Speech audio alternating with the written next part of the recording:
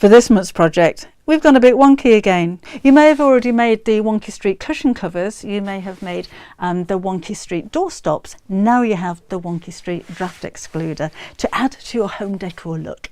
But this is so much fun to make, and it's one of those items I think that just puts a smile on your face every time you see it.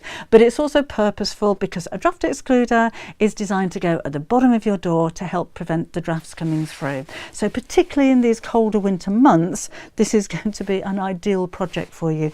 And I think it'll make a great gift for somebody that you know as well.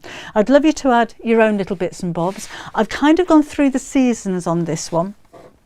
So we start off with kind of springtime, a little bit rainy, April showers, moving through to summertime, so brighter colours. We've got the cloud at the top here with the sunshine, and then into a blustery autumn. We've gone past the apples on the trees or roses on the tree, through to umbrellas flying in the wind, and then a cold and frosty snowman and a decorated Christmas tree.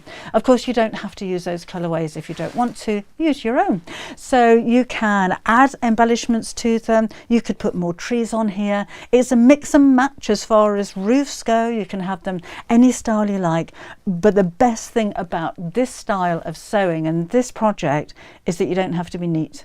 So the wonkier your houses and the wonkier your stitches, the better it's going to actually look. And I think, you know, after all of the wobbly stitches and wobbly houses and everything, it does give a very designer shop bought kind of look, I think.